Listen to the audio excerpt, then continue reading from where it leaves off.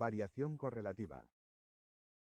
Con esta expresión quiero decir que toda la organización está tan ligada entre sí durante su crecimiento y desarrollo, que, cuando ocurren pequeñas variaciones en algún órgano y son acumuladas por selección natural, otros órganos se modifican.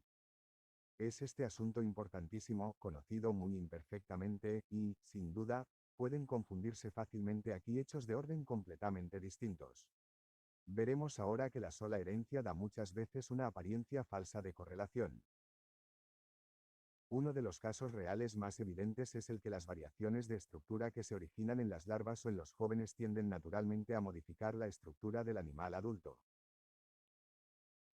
Las diferentes partes del cuerpo que son homólogas y que al principio del período embrionario son de estructura idéntica y que están sometidas necesariamente a condiciones semejantes, parecen propender mucho a variar del mismo modo. Vemos esto en los lados derecho e izquierdo del cuerpo, que varían de la misma manera, en los miembros anteriores y posteriores, y hasta en las mandíbulas y miembros que varían juntos, pues algunos anatómicos creen que la mandíbula inferior es homóloga de los miembros.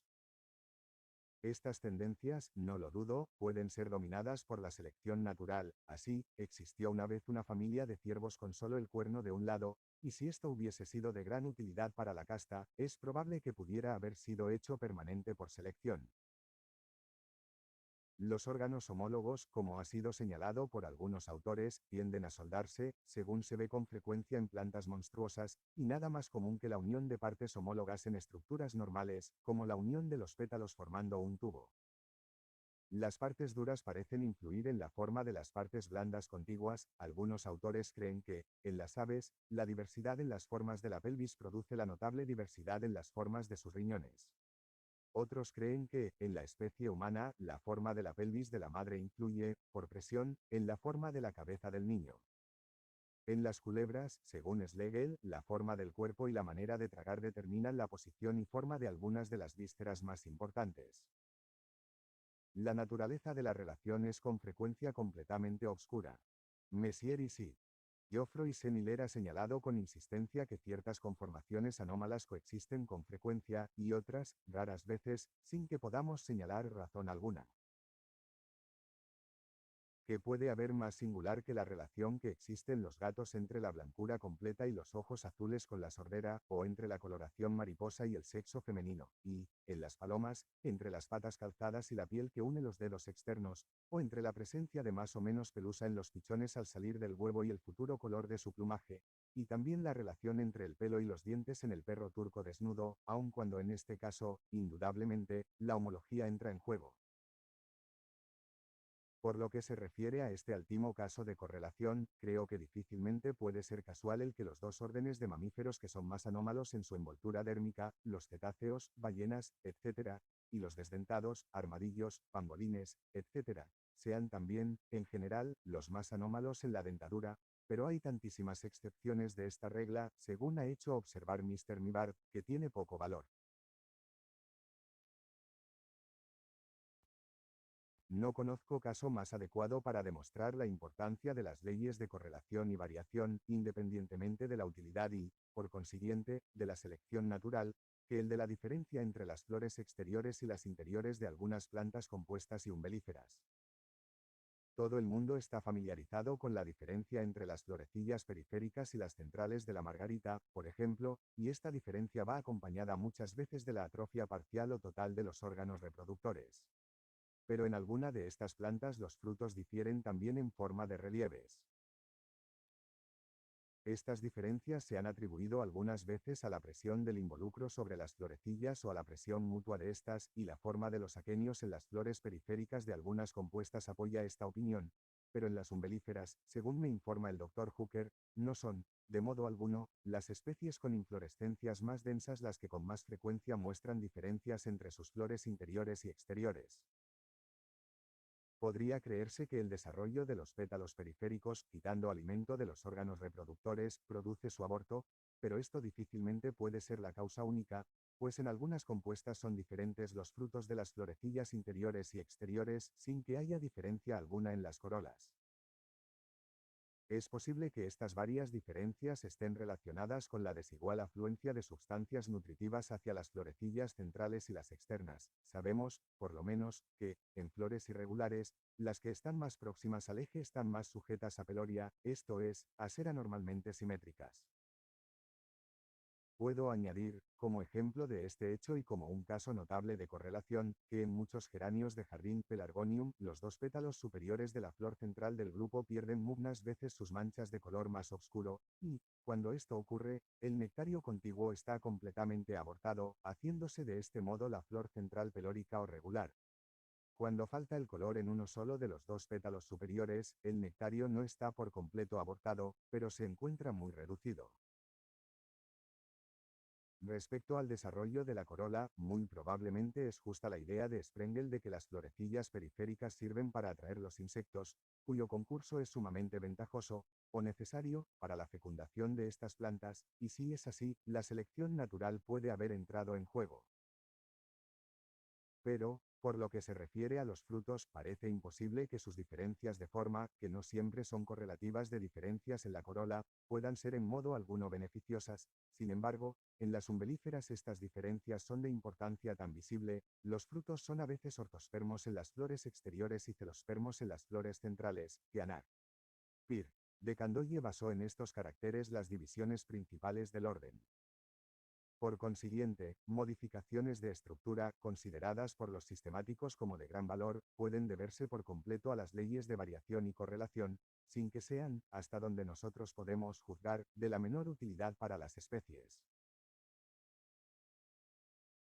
Muchas veces podemos atribuir erróneamente a variación correlativa estructuras que son comunes a grupos enteros de especies y que, en realidad, son simplemente debidas a la herencia, pues un antepasado remoto puede haber adquirido por selección natural alguna modificación en su estructura, y después de millares de generaciones, otra modificación independiente, y estas dos modificaciones, habiéndose transmitido a todo un grupo de descendientes de costumbres diversas, se creería, naturalmente, que son correlativas de un modo necesario. Otras correlaciones son evidentemente debidas al único modo como puede obrar la selección natural. Por ejemplo, ALPH. De Candolle ha señalado que las semillas aladas no se encuentran nunca en frutos que no se abren.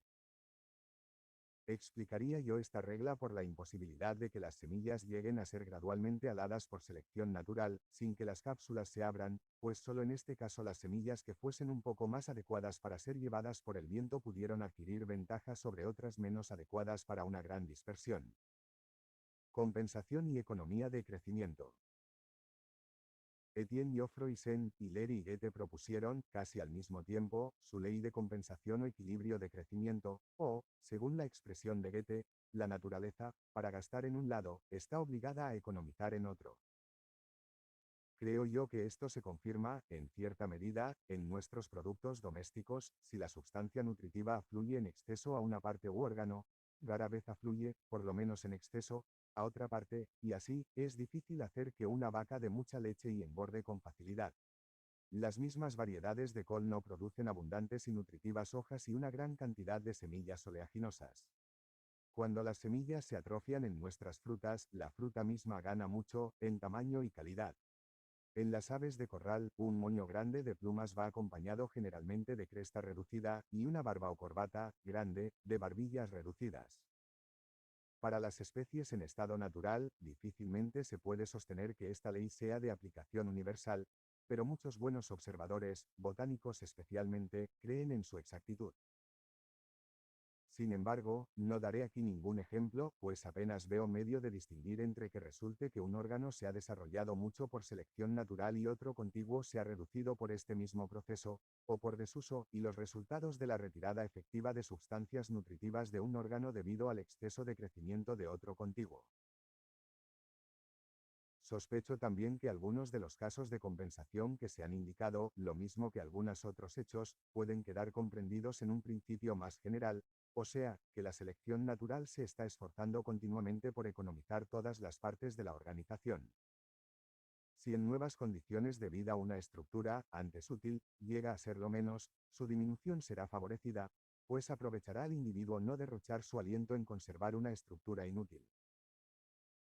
Solamente así puedo comprender un hecho que me llamó mucho la atención cuando estudiaba los cirrípedos y del que podrían citarse muchos ejemplos parecidos, o sea que cuando un cirrípedo es parásito en el interior de otro cirrípedo, y está de este modo protegido, pierde más o menos por completo su propia concha o caparazón.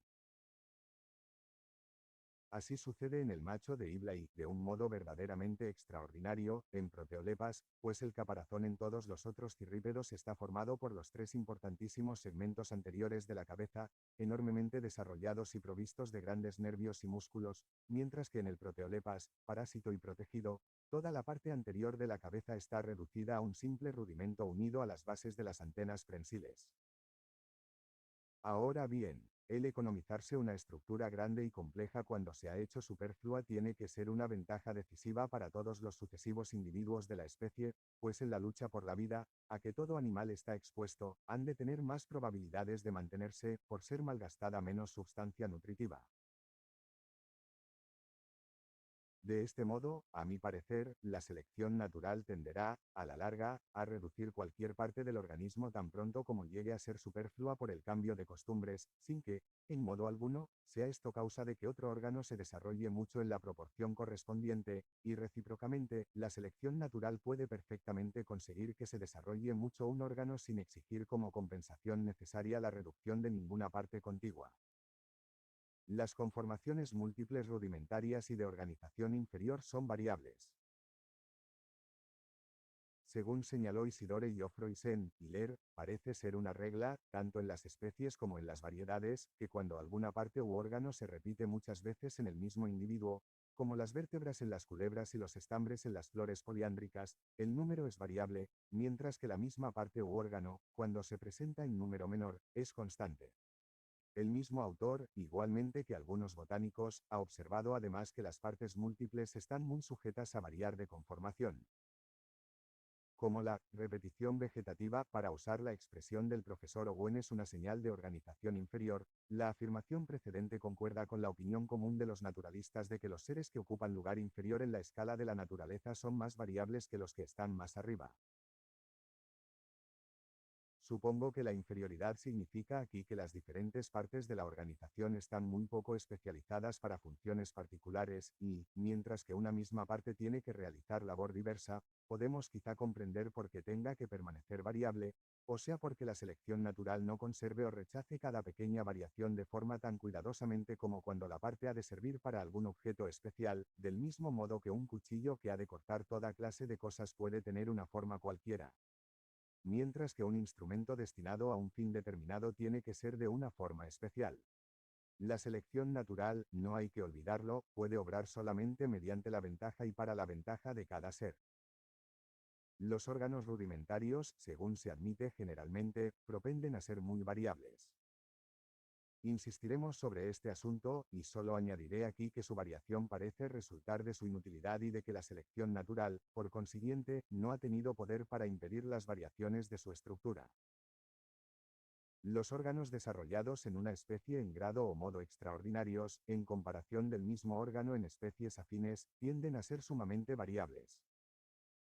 Hace algunos años me llamó mucho la atención una observación hecha por Mr. Waterhouse sobre el hecho anterior. El profesor Owen también parece haber llegado a una conclusión casi igual. No hay que esperar el intentar convencer a nadie de la verdad de la proposición precedente sin dar la larga serie de hechos que he reunido y que no pueden exponerse aquí. Puedo únicamente manifestar mi convicción de que es esta una regla muy general. Sé que existen diversas causas de error, mas espero que me he hecho bien cargo de ellas. Ha de entenderse bien que la regla en modo alguno se aplica a ningún órgano, aun cuando esté extraordinariamente desarrollado, si no lo está en una o varias especies, en comparación con el mismo órgano en muchas especies afines.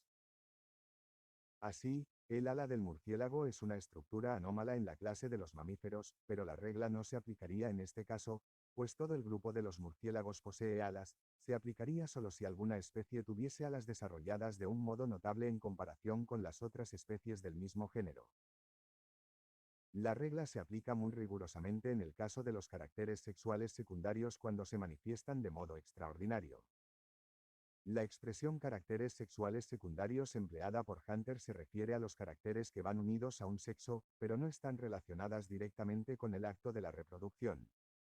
La regla se aplica a machos y hembras, pero con menos frecuencia a las hembras, pues éstas ofrecen pocas veces caracteres sexuales secundarios notables. El que la regla se aplique tan claramente en el caso de los caracteres sexuales secundarios puede ser debido a la gran variabilidad de estos caracteres, manifiéstense o no de modo extraordinario, hecho del que creo que apenas puede caber duda.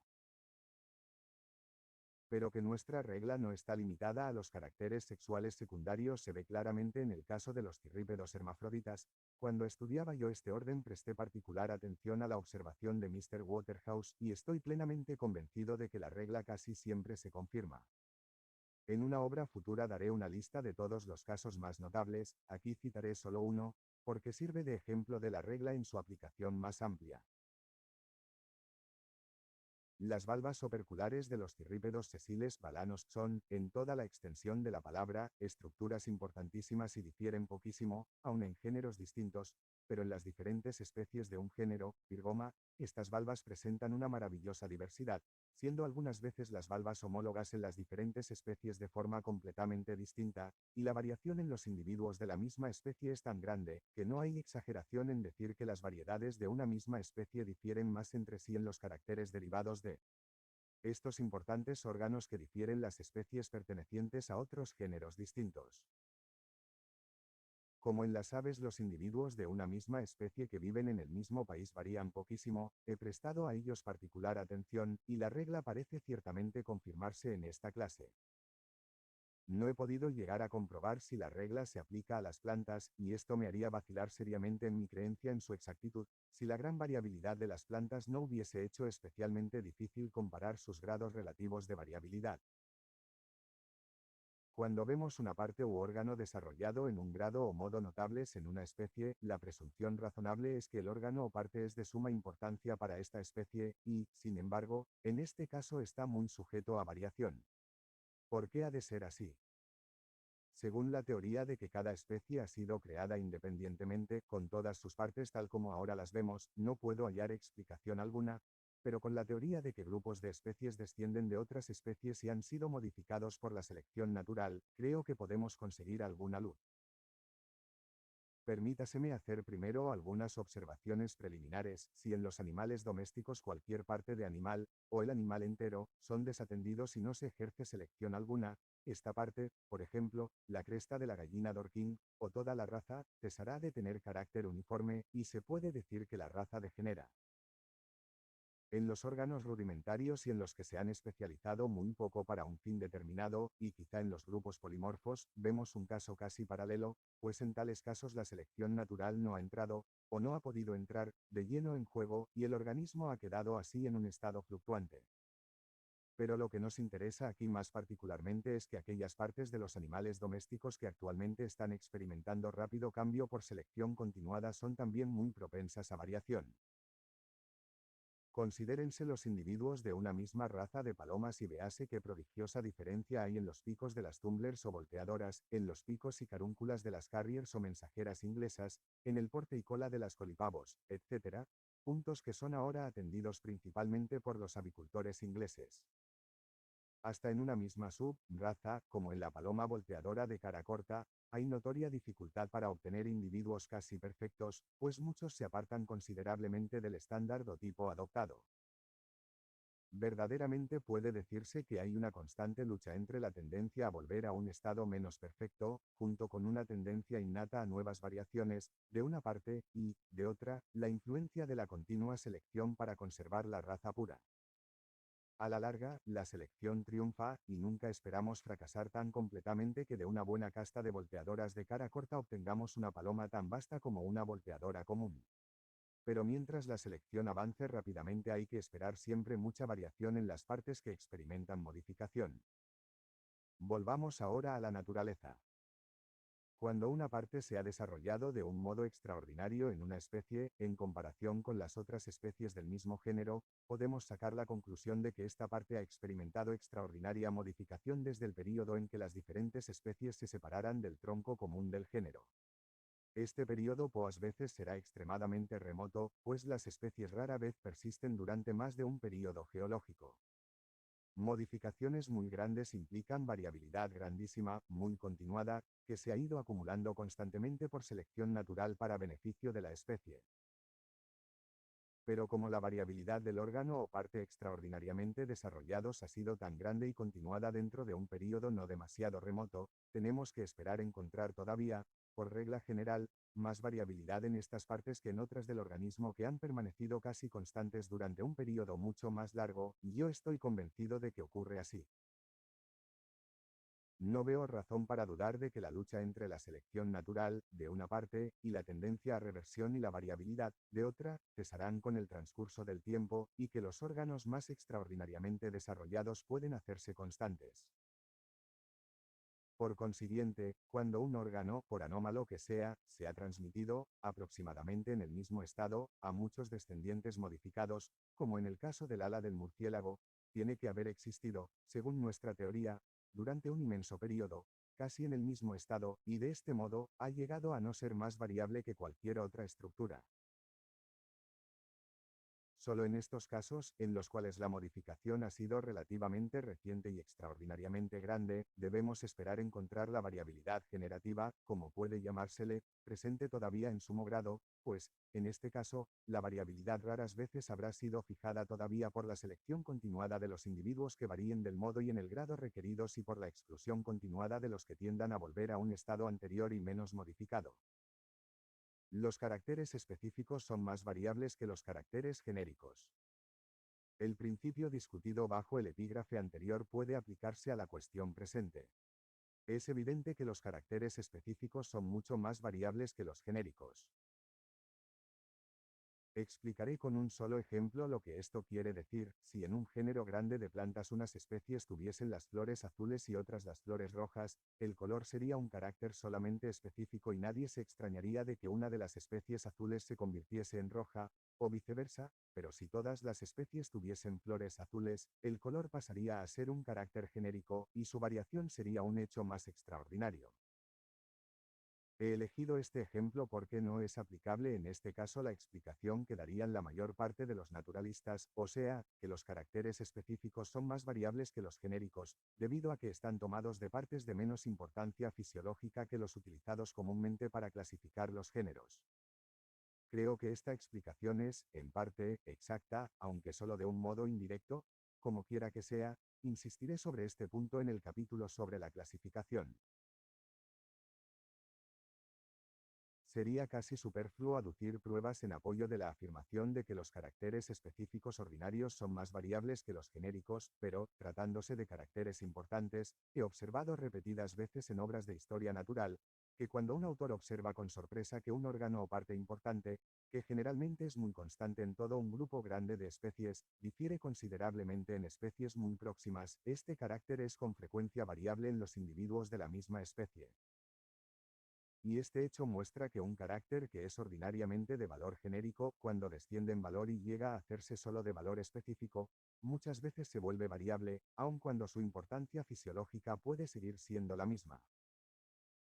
Algo de esto se aplica a las monstruosidades, por lo menos, Isidore Geoffroysen, Hiller no tiene, al parecer, duda alguna de que, cuanto más difiere normalmente un órgano en las diversas especies de un mismo grupo, tanto más sujeto a anomalías está en los individuos. Según la teoría ordinaria de que cada especie ha sido creada independientemente, porque la parte del organismo que difiere de la misma parte de otras especies creadas independientemente tendría que ser más variable que aquellas partes que son muy semejantes en las diversas especies. No veo que pueda darse explicación alguna. Pero, según la teoría de que las especies son solamente variedades muy señaladas y determinadas, podemos esperar encontrarlas con frecuencia variando todavía en aquellas partes de su organización que han variado en un periodo bastante reciente y que de este modo han llegado a diferir. O, para exponer el caso de otra manera, los puntos en que todas las especies del género se asemejan entre sí y en que difieren de los géneros próximos se llaman caracteres genéricos, y estos caracteres se pueden atribuir a herencia de un antepasado común, Pues rara vez puede haber ocurrido que la selección natural haya modificado exactamente de la misma manera varias especies distintas adaptadas a costumbres más o menos diferentes, y como estos caracteres, llamados genéricos, han sido heredados antes del período en que las diversas especies se separaron de su antepasado común, y, por consiguiente, no han variado o llegado a diferir en grado alguno, o solo en pequeño grado, no es probable que varíen actualmente. Por el contrario, los puntos en que unas especies difieren de otras del mismo género se llaman caracteres específicos, y como estos caracteres específicos han variado y llegado a diferir desde el período en que las especies se separaron del antepasado común, es probable que con frecuencia sean todavía variables en algún grado, por lo menos, más variables que aquellas partes del organismo que han permanecido constantes durante un período larguísimo.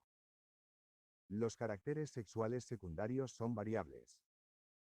Creo que los naturalistas admitirán, sin que entre en detalles, que los caracteres sexuales secundarios son sumamente variables. También se admitirá que las especies de un mismo grupo difieren entre sí por sus caracteres sexuales secundarios más que en otras partes de su organización. Compárese, por ejemplo, la diferencia que existe entre los machos de las gallináceas, en los que los caracteres sexuales secundarios están poderosamente desarrollados, con la diferencia entre las hembras. La causa de la variabilidad primitiva de estos caracteres no es manifiesta, pero podemos ver que no se han hecho tan constantes y uniformes como otros, pues se acumulan por selección sexual, que es menos rígida en su acción que la selección ordinaria, pues no acarrea la muerte, sino que da solo menos descendientes a los machos menos favorecidos. Cualquiera que sea la causa de la variabilidad de los caracteres sexuales secundarios, como son sumamente variables, la selección sexual habrá tenido un extenso campo de acción, y de este modo puede haber conseguido dar a las especies del mismo grupo diferencias mayores en estos caracteres que en los demás. Es un hecho notable que las diferencias secundarias entre los dos sexos de la misma especie se manifiestan, por lo común, precisamente en las mismas partes del organismo en que difieren entre sí las especies del mismo género. De este hecho daré como ejemplos los dos casos que, por casualidad, son los primeros en mi lista, y como las diferencias en estos casos son de naturaleza muy extraordinaria, la relación difícilmente puede ser accidental. El tener un mismo número de artejos en los tarsos es un carácter común a grupos grandísimos de coleópteros, pero en los éngidos, como ha hecho observar Westwood, el número varía mucho, y el número difiere también en los dos sexos de la misma especie. Además, en los himenópteros cavadores, la nerviación de las alas es un carácter de suma importancia, por ser común a grandes grupos, pero, en ciertos géneros, la nerviación difiere mucho en las diversas especies, y también en los dos sexos de la misma especie. Ser J. Lubbock ha señalado recientemente que diferentes crustáceos pequeños ofrecen excelentes ejemplos de esta ley. En Pontella, por ejemplo, las antenas y el quinto par de patas proporcionan principalmente los caracteres sexuales, estos órganos dan también principalmente las diferencias específicas. Esta explicación tiene una significación clara dentro de mi teoría, considero todas las especies de un mismo género como descendientes tan indudables de un antepasado común como lo son los dos sexos de una especie. Por consiguiente, si una parte cualquiera del organismo del antepasado común, o de sus primeros descendientes, se hizo variable, es sumamente probable que la selección natural y la selección sexual se aprovechasen de variaciones de esta parte para adaptar las diferentes especies a sus diferentes lugares en la economía de la naturaleza, y también para adaptar uno a otro los dos sexos de la misma especie, o para adaptar los machos a la lucha con otros machos por la posesión de las hembras. Finalmente, pues, llego a la conclusión de que la variabilidad mayor en los caracteres específicos, o sean aquellos que distinguen unas especies de otras que en los caracteres genéricos, o sean los que poseen todas las especies, la variabilidad frecuentemente extrema de cualquier parte que está desarrollada en una especie de modo extraordinario, en comparación con la misma parte en sus congéneres, y la escasa variabilidad de una parte, por extraordinariamente desarrollada que esté, si es común a todo un grupo de especies. La gran variabilidad de los caracteres sexuales secundarios y su gran diferencia en especies muy próximas, y el manifestarse generalmente en las mismas partes del organismo las diferencias sexuales secundarias y las diferencias específicas ordinarias, son todos principios íntimamente ligados entre sí. Todos ellos se deben a que las especies del mismo grupo descienden de un antepasado común, del cual han heredado mucho en común, a que partes que han variado mucho, y recientemente, son más a propósito para continuar todavía variando que partes que han sido heredadas hace mucho tiempo y no han variado, a que la selección natural ha dominado, más o menos completamente, según el tiempo transcurrido, la tendencia a reversión y a ulterior variabilidad, a que la selección sexual es menos rígida que la ordinaria, y a que las variaciones en las mismas partes se acumulan por selección natural y sexual y se han adaptado de este modo a los fines sexuales secundarios y a los ordinarios. Especies distintas presentan variaciones análogas, de modo que una variedad de una especie toma frecuentemente caracteres propios de otra especie próxima, o vuelve a algunos de los caracteres de un antepasado lejano. Estas proposiciones se comprenderán más fácilmente fijándonos en las razas domésticas. Las razas más diferentes de palomas, en países muy distantes, presentan subvariedades con plumas vueltas en la cabeza y con plumas en los pies, caracteres que no posee la paloma silvestre, Columba libia, siendo estas, pues, variaciones análogas en dos o más razas distintas. La presencia frecuente de 14 y aun 16 plumas rectrices en la paloma buchona puede considerarse como una variación que representa la conformación normal de otra raza, la colipavo. Creo que nadie dudará de que todas estas variaciones análogas se deben a que las diferentes ramas de palomas han heredado de un antepasado común la misma constitución y tendencia a variar cuando obran sobre ellas influencias semejantes desconocidas. En el reino vegetal tenemos un caso análogo de variación en los tallos engruesados, comúnmente llamados raíces, del nabo de Suecia y de la rutabaga, plantas que algunos botánicos consideran como variedades producidas por cultivo, descendientes de un antepasado común. Si esto no fuese así, sería entonces un caso de variación análoga en dos pretendidas especies distintas, y a estas podría añadirse una tercera, el nabo común. Según la teoría ordinaria de que cada especie ha sido creada independientemente, tendríamos que atribuir esta semejanza en los tallos engruesados de estas tres plantas, no al haber a causa de la comunidad de descendencia y a la consiguiente tendencia a variar de modo semejante, sino a tres actos de creación separados, aunque muy relacionados. Naudin ha observado muchos casos semejantes de variación análoga en la extensa familia de las cucurbitáceas, y diferentes autores los han observado en nuestros cereales. Casos semejantes que se presentan en insectos en condiciones naturales han sido discutidos con gran competencia por Mr. Walsh, quien los ha agrupado en su ley de variabilidad uniforme.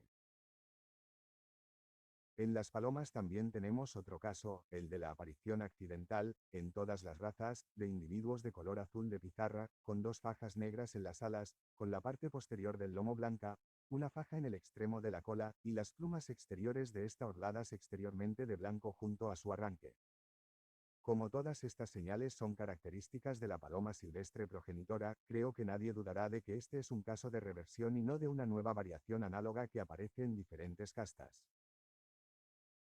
Creo que podemos llegar confiadamente a esta conclusión, porque hemos visto que estos caracteres de color propenden mucho a aparecer en la descendencia cruzada de dos razas distintas y de coloraciones diferentes, y en este caso, aparte de la influencia del simple hecho del cruzamiento sobre las leyes de la herencia, nada hay en las condiciones externas de vida que motive la reaparición del color azul de pizarra con las vanas señales.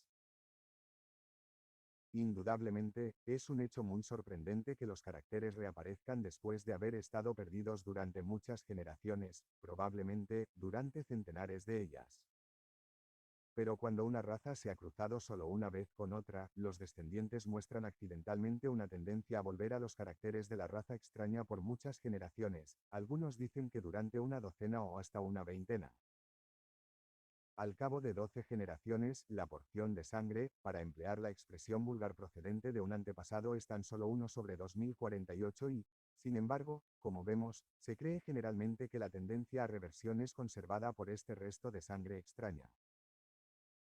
En una casta no cruzada, pero en la cual ambos progenitores hayan perdido algún carácter que sus antepasados poseyeron, la tendencia, enérgica o débil, a reproducir el carácter perdido puede transmitirse durante un número casi ilimitado de generaciones, según se hizo observar antes, a pesar de cuanto podamos ver en contrario. Cuando un carácter perdido en una raza reaparece después de un gran número de generaciones, la hipótesis más probable no es que un individuo, de repente, se parezca a un antepasado del que dista algunos centenares de generaciones, sino que el carácter en cuestión ha permanecido latente en todas las generaciones sucesivas, y que, al fin, se ha desarrollado en condiciones favorables desconocidas. En la paloma bar, por ejemplo, que rara vez da individuos azules, es probable que haya en cada generación una tendencia latente a producir plumaje azul. La improbabilidad teórica de que esta tendencia se transmita durante un número grande de generaciones no es mayor que la de que se transmitan de igual modo órganos rudimentarios o completamente inútiles. La simple tendencia a producir un rudimento se hereda, en verdad, algunas veces de este modo.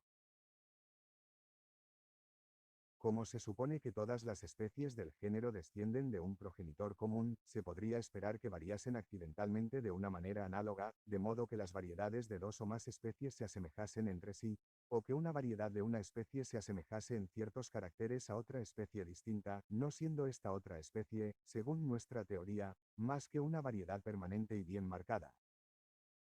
Pero los caracteres debidos exclusivamente a variaciones análogas serían probablemente de poca importancia, pues la conservación de todos los caracteres funcionalmente importantes habrá sido determinada por la selección natural, según las diferentes costumbres de la especie. Se podría además esperar que las especies del mismo género presentasen de vez en cuando reversiones a caracteres perdidos desde mucho tiempo. Sin embargo, como no conocemos el antepasado común de ningún grupo natural, no podemos distinguir los caracteres debidos a variación análoga y los debidos a reversión. Si no supiésemos, por ejemplo, que la paloma silvestre, progenitora de las palomas domésticas, no tiene plumas en las pies ni plumas vueltas en la cabeza, no podríamos haber dicho si estos caracteres, en las razas domésticas, eran reversiones o solamente variaciones análogas, pero podríamos haber inferido que el color azul era un caso de reversión, por las numerosas señales relacionadas con este color, que probablemente no hubiesen aparecido todas juntas por simple variación, y especialmente podríamos haber inferido esto por aparecer con tanta frecuencia el color azul. Y las diferentes señales cuando se cruzan razas de diferente color. Por consiguiente, aun cuando en estado natural ha de quedar casi siempre en duda qué casos son reversiones o caracteres que existieron antes, y cuáles son variaciones nuevas y análogas, sin embargo, según nuestra teoría, deberíamos encontrar a veces en la variante descendencia de una especie caracteres que se presentan todavía en otros miembros del mismo grupo, e indudablemente ocurre así. La dificultad de separar las especies variables se debe, en gran parte, a las variedades que imitan, por decirlo así, a otras especies del mismo género. Se podría presentar también un catálogo considerable de formas intermedias entre otras dos formas, las cuales, a su vez, solo con duda pueden ser clasificadas como especies y esto, a menos que todas estas formas tan próximas sean consideradas como creadas independientemente demuestra que al variar han tomado algunos de los caracteres de las otras. Pero la prueba mejor de variaciones análogas nos la proporcionan los órganos o partes que generalmente son constantes, pero que a veces varían de modo que se asemejan en algún grado a los mismos órganos o partes de una especie próxima. He reunido una larga lista de estos casos, pero en esta ocasión, como antes, tengo la gran desventaja de no poder citarlos. Puedo solo repetir que es seguro que ocurren estos casos y que me parecen muy notables. Citaré, sin embargo, un caso complejo y curioso, no ciertamente porque presente ningún carácter importante, sino porque se presenta en diferentes especies del mismo género, unas, domésticas, otras, en estado natural. Casi con seguridad, se trata de un caso de reversión. El asno tiene a veces en las patas rayas transversales muy distintas, como las de las patas de la cebra, se ha afirmado que son muy visibles mientras es pequeño y, por averiguaciones que he hecho, creo que esto es exacto. La raya de la espaldilla, o raya escapular es, a veces doble, y es muy variable en extensión y contorno. Se ha descrito un asno blanco, pero no albino, sin raya escapular ni dorsal, y estas rayas son a veces muy confusas o faltan por completo en los asnos de color oscuro. Se dice que se ha observado el Kulan de Payas con la raya escapular doble.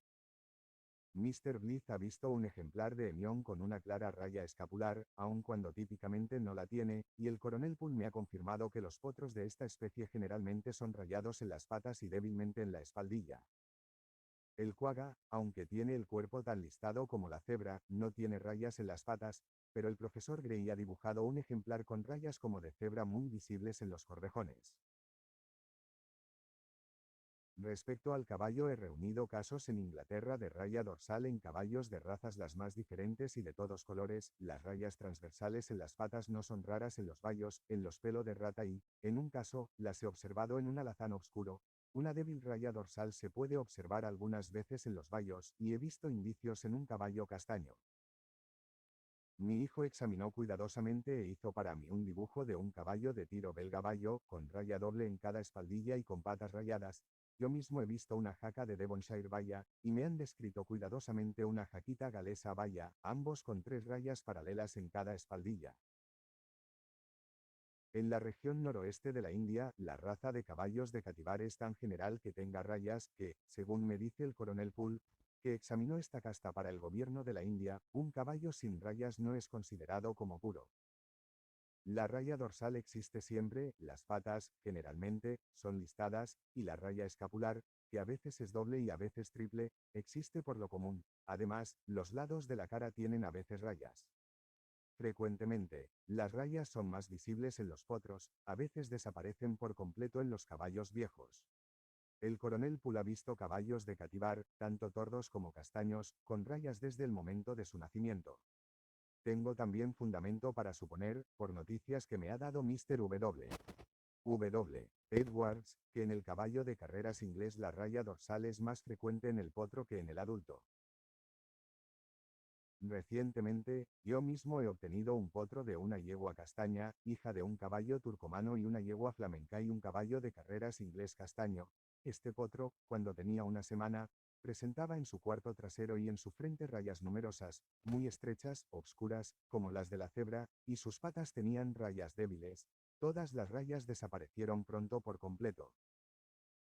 Sin entrar aquí en más detalles, puedo decir que he reunido casos de patas y espaldillas con rayas en caballos de razas muy diferentes, de diversos países, desde Inglaterra hasta el oriente de China, y desde Noruega, al norte, hasta el archipiélago malayo, al sur.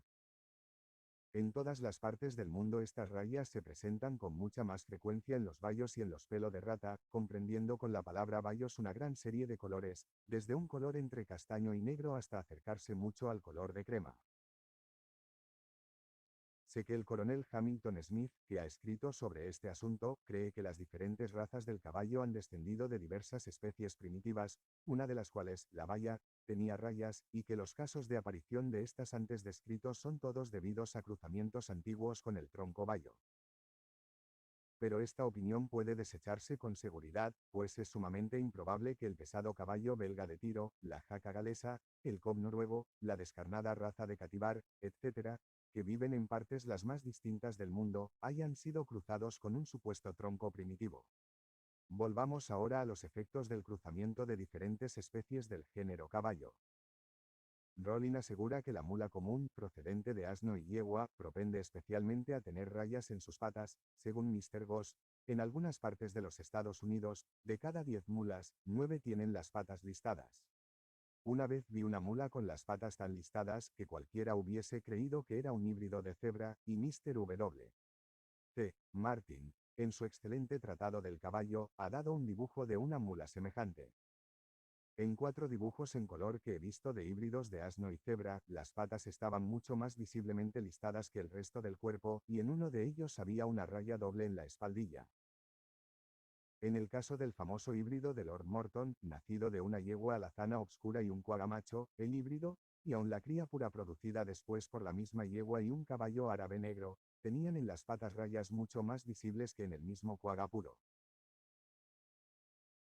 Por último, y este es otro caso importantísimo, el Dr. Gray ha representado un híbrido de asno y emión, y me comunica que conoce otro caso y este híbrido, aun cuando el asno solo a veces tiene rayas en las patas, y el emión no las tiene nunca y ni siquiera tiene raya escapular tenía, sin embargo, las 4 patas con rayas y además 3 rayas cortas en las espaldillas, como las de las jacas bayas galesas y de Devonshire, y hasta tenía a los lados de la cara algunas rayas como las de la cebra. Acerca de este último hecho estaba yo tan convencido de que ni una seda raya de color aparece por lo que comúnmente se llama casualidad, que la sola presencia de estas rayas de la cara en este híbrido de asno y emión me llevó a preguntar al coronel Poole si estas rayas en la cara se presentaban alguna vez en la raza de Cativar eminentemente rayada, y la respuesta, como hemos visto, fue afirmativa. Ahora bien, ¿qué diremos de estos diferentes hechos? Vemos varias especies distintas del género caballo que, por simple variación, presentan rayas en las patas como una cebra, y rayas en el lomo como un asno. En el caballo vemos esta tendencia muy marcada siempre que aparece un color bayo, color que se acerca al de la coloración general de las otras especies del género. La aparición de rayas no va acompañada de cambio alguno de forma ni de ningún otro carácter nuevo. Esta tendencia a presentar rayas se manifiesta más intensamente en híbridos de algunas de las especies más distintas. Examinemos ahora el caso de las diferentes razas de palomas. Descienden de una especie de paloma, incluyendo 2 o 3 subespecies o razas geográficas de color azulado con determinadas fajas y otras señales, y cuando una casta cualquiera toma por simple variación color azulado, estas listas y señales reaparecen invariablemente, sin ningún otro cambio de forma o de caracteres. Cuando se cruzan las razas más antiguas y constantes de diversos colores, vemos en los híbridos una poderosa tendencia al color azul y a la reaparición de las listas y señales. He sentado que la hipótesis más probable para explicar la reaparición de caracteres antiquísimos es que en los jóvenes de las sucesivas generaciones existe una tendencia a presentar el carácter perdido desde hace mucho tiempo, y que esta tendencia, por causas desconocidas algunas veces, prevalece. Y acabamos de ver que en diferentes especies del género caballo las rayas son más manifiestas, o aparecen con más frecuencia, en los jóvenes que en los adultos. Llamemos especies a las razas de palomas, algunas de las cuales han criado sin variación durante siglos, y qué paralelo resulta este caso del de las especies del género caballo. Por mi parte, me atrevo a dirigir confiadamente la vista a miles y miles de generaciones atrás, y veo un animal listado como una cebra, aunque, por otra parte, construido quizá de modo muy diferente, antepasado común del caballo doméstico, haya descendido o no de uno o más troncos salvajes, del asno, del emión, del cuaga y de la cebra. El que crea que cada especie equina fue creada independientemente afirmará, supongo yo, que cada especie ha sido creada con tendencia a variar, tanto en la naturaleza como en domesticidad, de este modo especial, de manera que con frecuencia se presente con rayas, como las otras especies del género, y que todas han sido creadas con poderosa tendencia, cuando se cruzan con especies que viven en puntos distantes del mundo, a producir híbridos que por sus rayas se parecen, no a sus propios padres, sino a otras especies del género. Admitir esta opinión es, a mi parecer, desechar una causa real por otra imaginaria, o, por lo menos, por otra desconocida. Esta opinión convierte las obras de Dios en una pura burla y engaño. Casi preferiría yo creer, con los antiguos e ignorantes cosmogonistas, que las conchas fósiles no han vivido nunca, sino que han sido creadas de piedra para imitar las conchas que viven en las orillas del mar. Resumen. Nuestra ignorancia de las leyes de la variación es profunda. Ni en un solo caso entre 100 podemos pretender señalar una razón por la que esta o aquella parte ha variado, pero, siempre que tenemos medio de establecer comparación, parece que han obrado las mismas leyes al producir las pequeñas diferencias entre variedades de una especie y las diferencias mayores entre especies del mismo género. El cambio de condiciones, generalmente, produce simples variaciones fluctuantes, pero algunas veces produce efectos directos y determinados, y estos, con el tiempo, pueden llegar a ser muy acentuados, aun cuando no tenemos pruebas suficientes sobre este punto.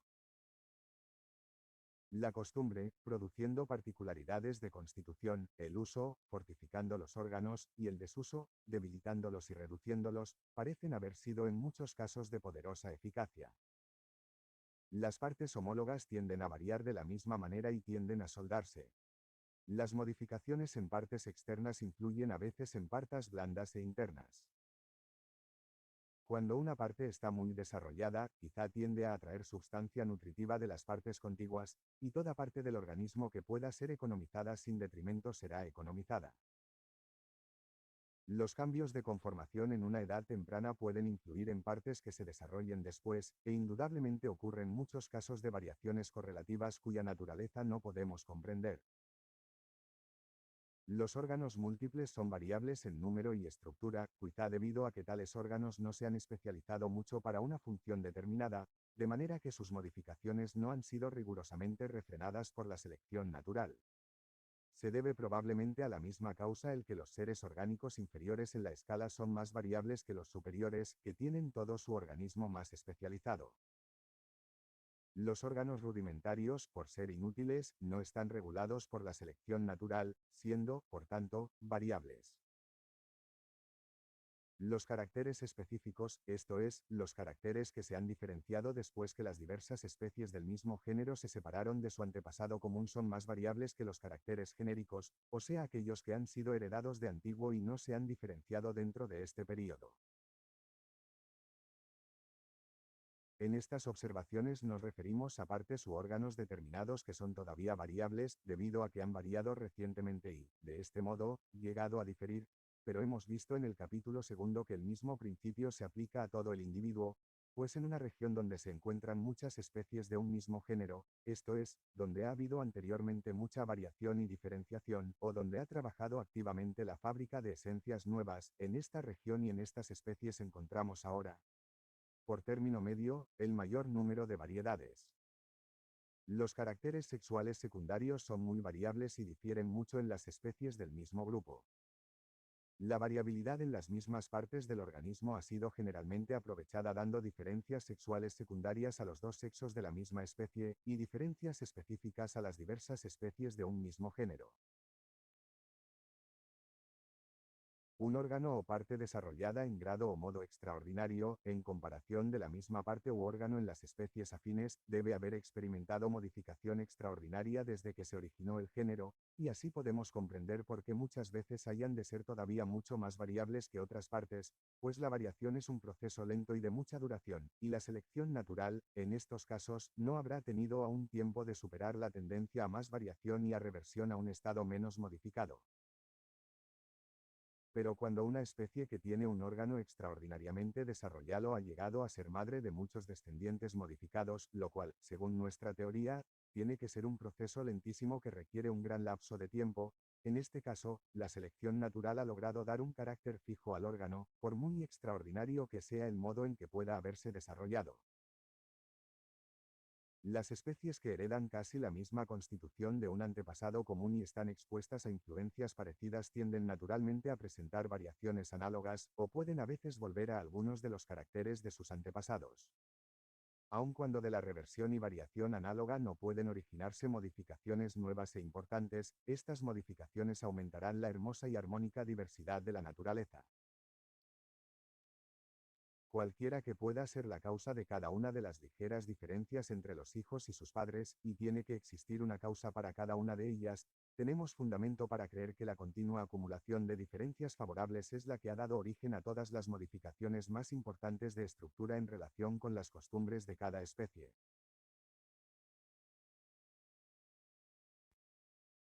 6 Capítulo. Dificultades de la teoría. Dificultades de la teoría de la descendencia con modificaciones. Mucho antes de que el lector haya llegado a esta parte de mi obra se le habrán ocurrido una multitud de dificultades. Algunas son tan graves que aún hoy día apenas puedo reflexionar sobre ellas sin vacilar algo, pero, según mi leal saber y entender, la mayor parte son solo aparentes, y las que son reales no son, creo yo, funestas para mi teoría. Estas dificultades y objeciones pueden clasificarse en los siguientes grupos. Primero, si las especies han descendido de otras especies por suaves gradaciones, ¿por qué no encontramos en todas partes innumerables formas de transición? ¿Por qué no está toda la naturaleza confusa, en lugar de estar las especies bien definidas según las vemos? Segundo, es posible que un animal que tiene, por ejemplo, la conformación y costumbres de un murciélago pueda haber sido formado por modificación de otro animal de costumbres y estructura muy diferentes. Podemos creer que la selección natural pueda producir, de una parte, un órgano insignificante, tal como la cola de la jirafa, que sirve de mosqueador, y, de otra, un órgano tan maravilloso como el ojo. Tercero, pueden los instintos adquirirse y modificarse por selección natural. ¿Qué diremos del instinto que lleva a la abeja a hacer celdas y que prácticamente se ha anticipado a los descubrimientos de profundos matemáticos? Cuarto, ¿cómo podemos explicar que cuando se cruzan las especies son estériles o producen descendencia estéril, mientras que cuando se cruzan las variedades su fecundidad es sin igual? Los dos primeros grupos se discutirán ahora, algunas objeciones diversas en el capítulo próximo, el instinto y la hibridación en los dos capítulos siguientes. Sobre la ausencia o rareza de variedades de transición. Como la selección natural obra solamente por la conservación de modificaciones útiles, toda forma nueva, en un país bien poblado, tenderá a suplantar, y finalmente a exterminar, a su propia forma madre, menos perfeccionada, y a otras formas menos favorecidas con que entre en competencia. De este modo la extinción y la selección natural van de acuerdo. Por consiguiente, si consideramos cada especie como descendiente de alguna forma desconocida, tanto la forma madre como todas las variedades de transición habrán sido, en general, exterminadas precisamente por el mismo proceso de formación y perfeccionamiento de las nuevas formas. Pero como, según esta teoría, tienen que haber existido innumerables formas de transición, ¿por qué no las encontramos enterradas en números sin fin en la corteza terrestre? Será más conveniente discutir esta cuestión en el capítulo sobre la imperfección de los registros geológicos, y aquí diré solo que creo que la respuesta estriba principalmente en que los registros son incomparablemente menos perfectos de lo que generalmente se supone. La corteza terrestre es un inmenso museo, pero las colecciones naturales han sido hechas de un modo imperfecto y solo a largos intervalos. Pero puede arguirse que cuando diferentes especies muy afines viven en el mismo territorio debiéramos encontrar seguramente hoy día muchas formas de transición. Tomemos un caso sencillo, recorriendo de norte a sur un continente, nos encontramos de ordinario, a intervalos sucesivos, con especies muy afines o representativas, que evidentemente ocupan casi el mismo lugar en la economía natural del país. Con frecuencia estas especies representativas se encuentran y entremezclan, y a medida que la una se va haciendo más rara, la otra se hace cada vez más frecuente, hasta que una reemplaza a la otra. Pero si comparamos estas especies donde se entremezclan, son, por lo general, en absoluto tan distintas en todos los detalles de conformación, como lo son los ejemplares tomados en el centro de la región habitada por cada una. Según mi teoría, estas especies afines descienden de un antepasado común, y durante el proceso de modificación se ha adaptado cada una a las condiciones de vida de su propia región y ha suplantado y exterminado a su forma madre primitiva y a todas las variedades de transición entre su estado presente y su estado pasado. De aquí que no debamos esperar encontrarnos actualmente con numerosas variedades de transición en cada región, aun cuando éstas tengan que haber existido allí y pueden estar allí enterradas en estado fósil. Pero en las regiones intermedias que tienen condiciones intermedias de vida, ¿por qué no encontramos actualmente variedades intermedias de íntimo enlace? Esta dificultad, durante mucho tiempo, me confundió por completo, pero creo que puede explicarse en gran parte. En primer lugar, tendríamos que ser muy prudentes al admitir que un área haya sido continua durante un largo periodo, porque lo sea actualmente. La geología nos llevaría a creer que la mayor parte de los continentes, aún durante los últimos períodos terciarios, han estado divididos formando islas, y en estas islas pudieron haberse formado separadamente especies distintas, sin posibilidad de que existiesen variaciones intermedias en zonas intermedias. Mediante cambios en la forma de la Tierra y en el clima, regiones marinas hoy continuas tienen que haber existido muchas veces, dentro de los tiempos recientes, en disposición mucho menos continua y uniforme que actualmente. Pero dejaré a un lado este modo de eludir la dificultad, pues creo que muchas especies perfectamente definidas se han formado en regiones por completo continuas, aun cuando no dudo que la antigua condición dividida de regiones ahora continuas ha desempeñado un papel importante en la formación de especies nuevas, sobre todo en animales errantes y que se cruzan con facilidad.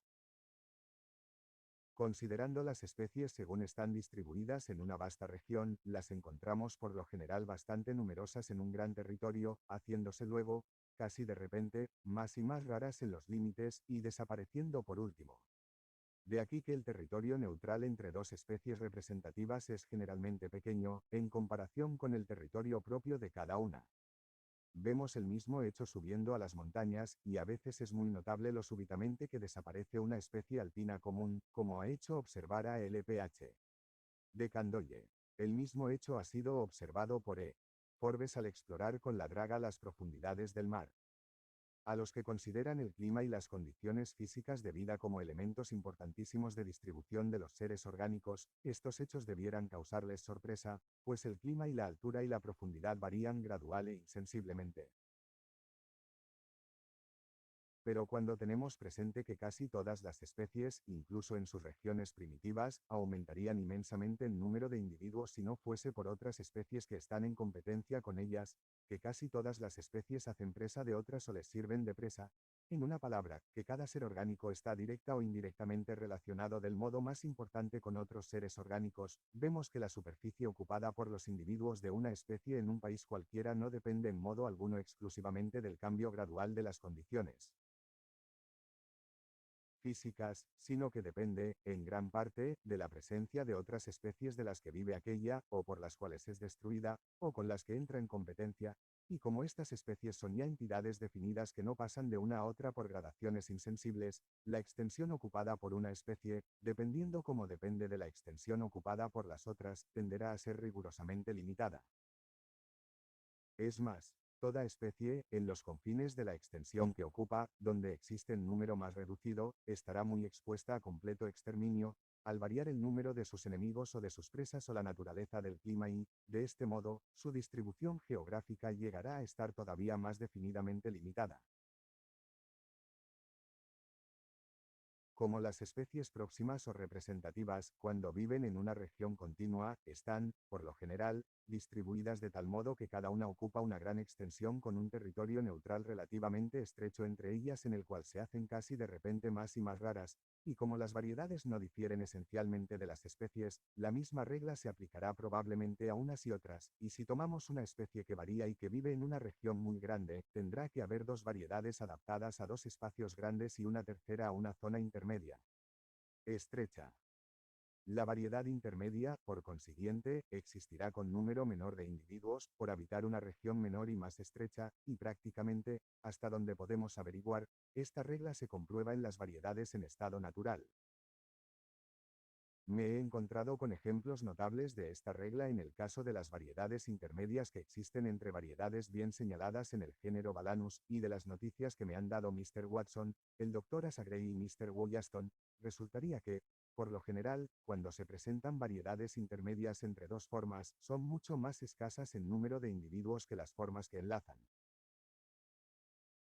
Ahora bien, si podemos dar crédito a estos hechos e inducciones y llegar a la conclusión de que las variedades que enlazan otras dos variedades han existido generalmente con menor número de individuos que las formas que enlazan, entonces podemos comprender por qué las variedades intermedias no resisten durante períodos muy largos, porque, por regla general, son exterminadas y desaparecen más pronto que las formas que primitivamente enlazaron.